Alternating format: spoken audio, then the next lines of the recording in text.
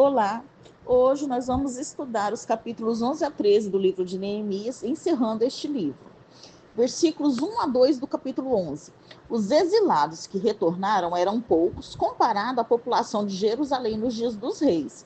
E como os muros haviam sido reconstruídos sobre suas fundações originais, a cidade parecia escassamente povoada.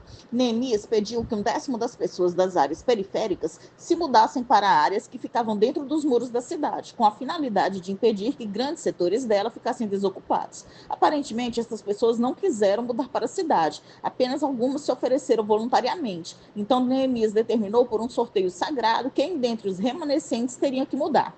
Muitos talvez não tenham querido viver na cidade porque o povo da terra discriminava os moradores de Jerusalém, excluindo-os frequentemente do comércio por causa de sua crença religiosa. Também, a mudança para a cidade significava reconstruir suas casas e restabelecer seus negócios, um grande investimento de tempo e dinheiro. E, por fim, viver em Jerusalém exigia uma obediência mais rígida à lei de Deus, por causa da maior pressão social e da proximidade do templo. Versículos 3 a 24.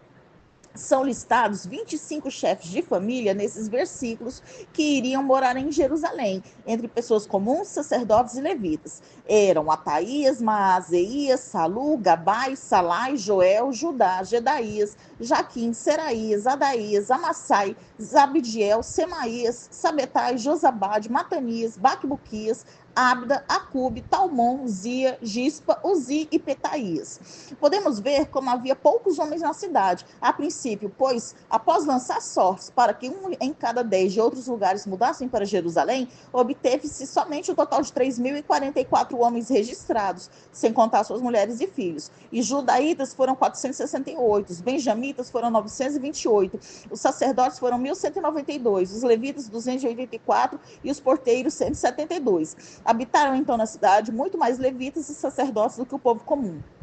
Versículos 25 a 36.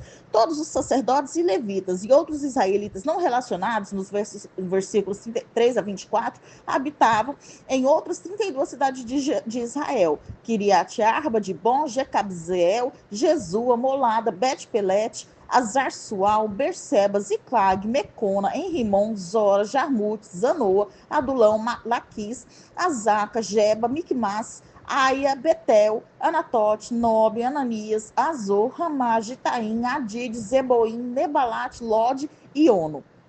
Agora nós vamos estudar o capítulo 12, versículos 1 a 7 do capítulo 12. Os 22 nomes são listados aqui como os cabeças ou chefes dos sacerdotes nos dias do sumo sacerdote Jesua.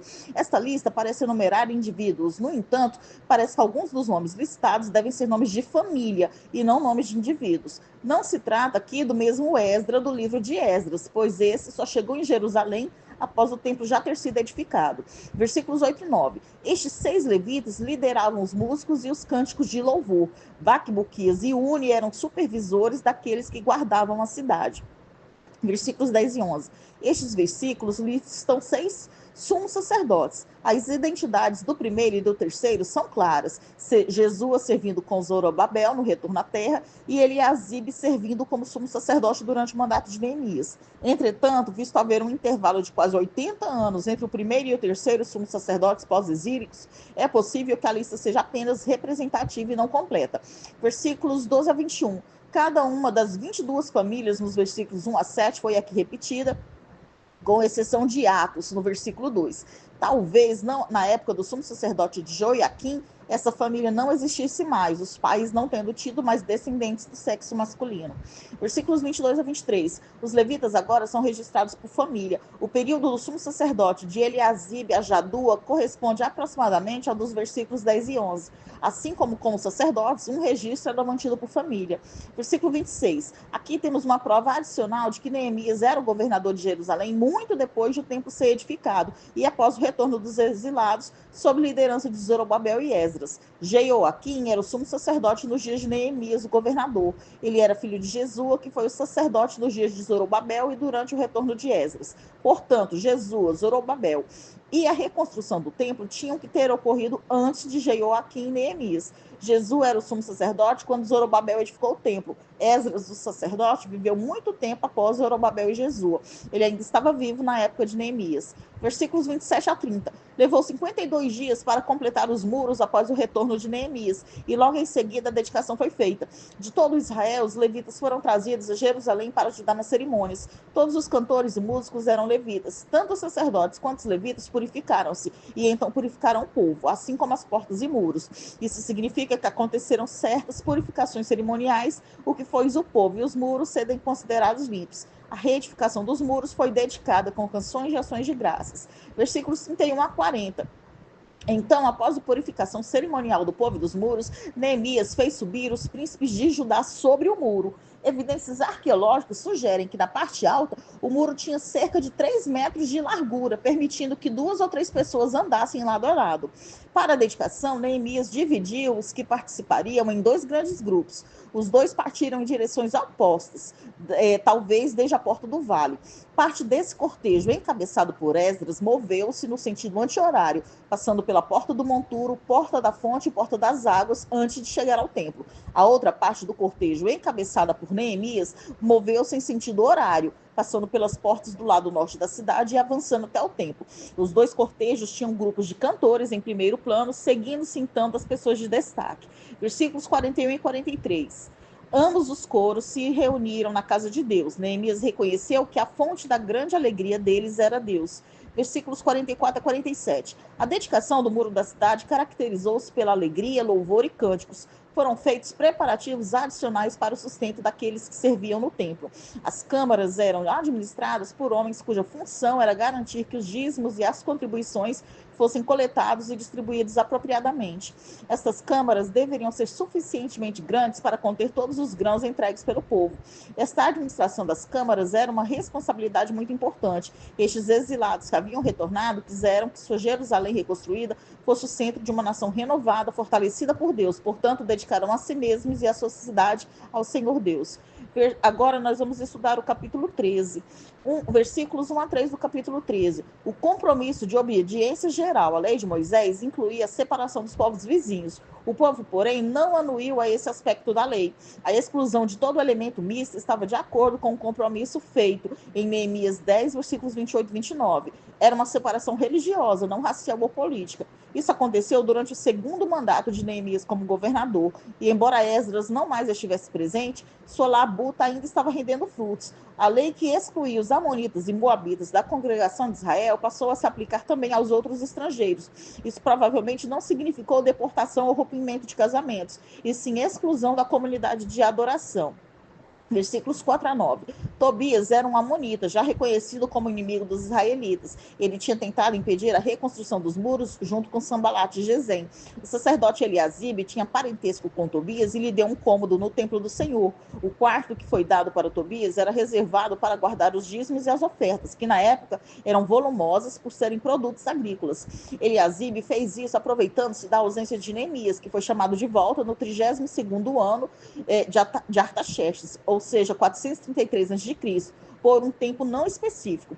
É possível que Eliasibe tenha sido contra a política de Neemias de estrita separação das comunidades vizinhas e assim tenha se aproveitado da longa ausência dele.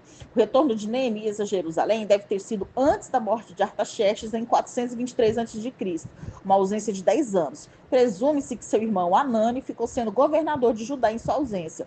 Versículos 10 a 14. Na ausência de Neemias, os judeus violaram a sua aliança anterior com Deus em relação às ofertas, conforme o registro do livro do profeta Malaquias, em Malaquias 1, versículos 6 a 14, e em Malaquias 3, a partir do versículo 8. Ao negligenciar o dízimo, o povo deixou de sustentar os levitas. Consequentemente, eles tiveram que abandonar as suas responsabilidades na casa de Deus e realizar trabalho nos campos para garantir a sobrevivência. Quando Neemias retornou, eles voltaram a dizimar e ofertar.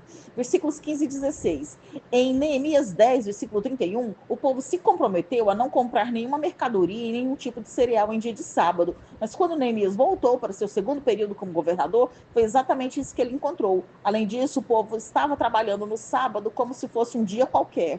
Versículo Versículos 17 a 18. Neemias contendeu com os nobres de Judá por sua violação da aliança com Deus. Embora eles só comprassem de mercadores gentios, o mal que praticavam era evidente. Eles estavam profanando o dia de sábado. Durante o período pós-exílico, a guarda do sábado assumia um significado especial e serviu de importante marcador nacional que os diferenciava de seus vizinhos gentios. Neemias lembrou aos nobres de Judá o custo terrível de suas violações do sábado no passado, que trouxe o mal do exílio sobre Jerusalém e seus moradores.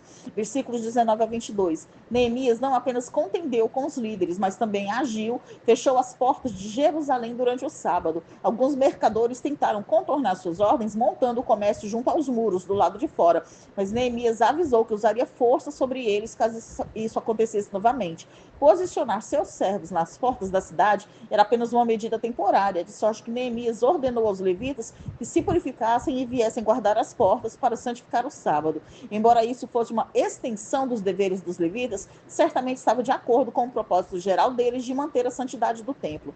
Versículos 23 a 29. 30 anos antes, Esdras havia lidado com o problema do casamento com gentios, em Esdras 10. Mas o povo voltou aos seus velhos caminhos, a ponto de seus filhos falarem outras línguas e não o hebraico.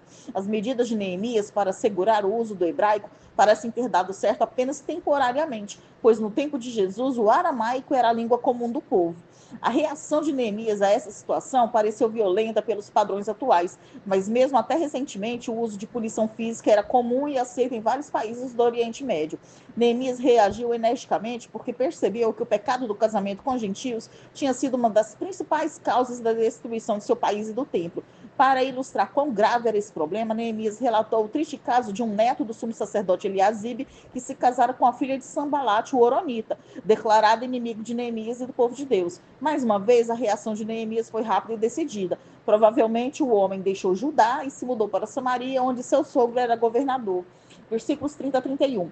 Estes últimos versículos do livro de Neemias dão um breve resumo de algumas das reformas de Neemias. Os ministérios de Esdras e Neemias foram cruciais para a sobrevivência do povo judeu. A pequena comunidade de exilados se esforçou para preservar seu povo e sua fé numa terra devastada. Eles encontraram em Esdras e Neemias dois líderes que foram usados pelo Senhor para ajudá-los a resistir num ambiente hostil, vivendo como súditos dos reis persas. O Império Persa, com toda a sua pompa e glória, cairia diante de Alexandre o Grande, ao passo que a comunidade judaica sobreviveria não apenas a Alexandre e seus descendentes, como também aos romanos. A fidelidade de Esdras e Neemias a Deus ajudou o povo judeu a seguir adiante para que um dia os judeus pudessem gerar no filho de Abraão, um filho de Davi, que salvaria o mundo. Nós terminamos aqui o estudo do livro de Neemias.